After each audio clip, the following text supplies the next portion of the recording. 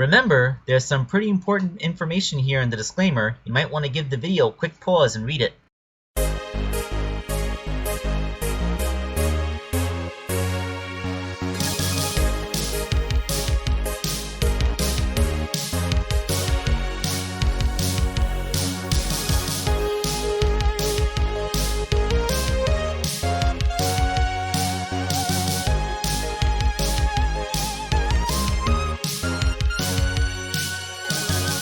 Hello my friends, this is Wake Angel 2001 coming at you with another custom. This one is Coco the Ferret for Mackenzie Farrell. Yeah, Coco the Ferret. Cute little thing, isn't it? So yeah, this is a character. She has a whole little thing. Apparently the character in her own little section of fan fiction has a huge crush on Amy, and Amy's kind of aware of it. But, you know, that's all just adorable backstory for a character that I don't really know. This is about making the toy of her. Now, the thing is, Mackenzie, when she first commissioned this figure from me, my printer was down, so she tried to get someone else to 3D print the parts for her and send them to me. And this is the result of that. So you're seeing 3 rows of printed parts, and you probably need some context for this.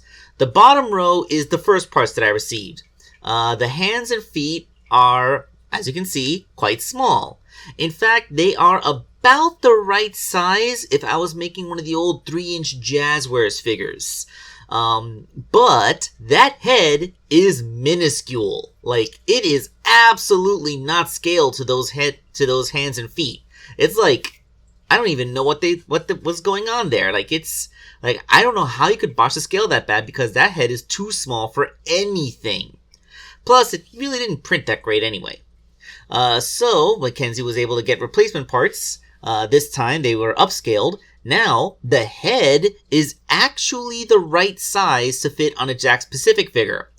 It doesn't look very good. The muzzle is completely chewed up, and one of the little sideburn hair pieces didn't even come out right.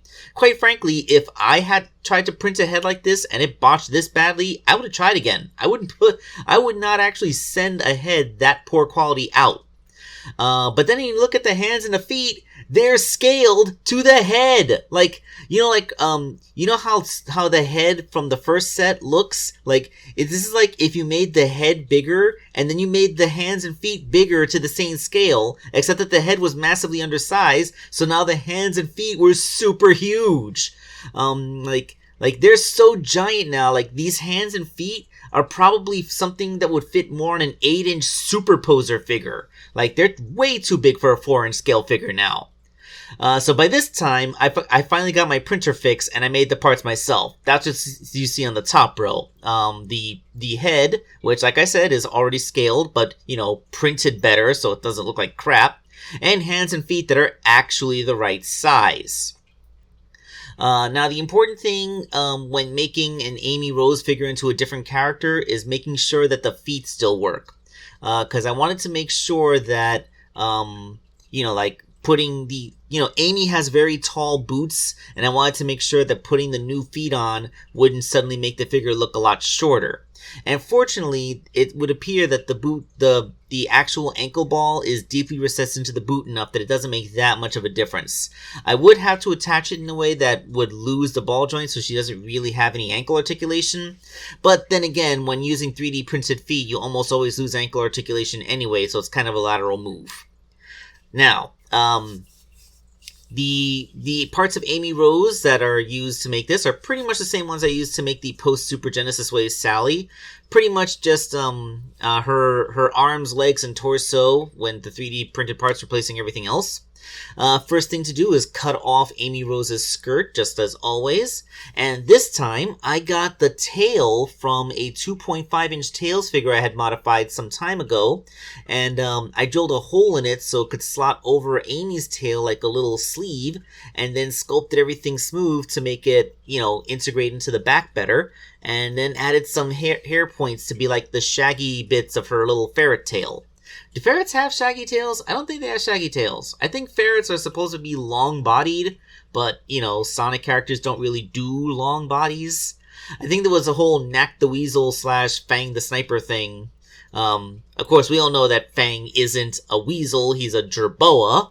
I mean, I'm not sure if that was Sega's mistake. Like, they tried to retcon him like, oh no, we didn't get his species wrong. It's just that, he's a liar. He's been giving fake names and identities out his entire life. We don't even know if Fang the Hunter is his real name. Ha ha ha ha ha ha. But I digress. I only used a little bit of craft foam to make the little cuffs of her shorts for her legs, just like I did with Princess Sally. And the hands were integrated onto the arms and then given a straight up repaint. In fact, at this point, everything is a repaint. Painting the body up, painting the shoes, painting the limbs. The head has a pretty creative color scheme. Like, this is kind of an interesting color for a character. She's a light beige. I made this particular color by mixing my skin tone paint with a little bit of white to make it even lighter. And her actual skin parts, like her muzzle and arms, those are my skin tone paint mixed with a little bit of brown to make it darker. Like, it's kind of interesting how flesh toned this particular figure is. But that being said, here is the completed Coco the Ferret. And she is just the cutest little thing. The funny thing is, when you open up the fingers, you can kind of see just how long Sonic characters' arms are. Like, on a human being, when you stand with your hands at your sides, your fingers should just about almost reach your knees, just a little bit higher than your kneecap. But on Sonic characters, when their hands are completely open, their fingers almost reach their ankles. It's kind of a weird thing that you don't really see very often because you're so used to seeing the characters either with closed fists or slightly clenched hands for holding accessories. But yeah, that's just the way that the style works. If you want to give your character a stubby little torso, that's just how things work out. Anyway, thank you all for watching this video. Let's let Sonic take us out like always. This is Wake Angel 2001 signing off.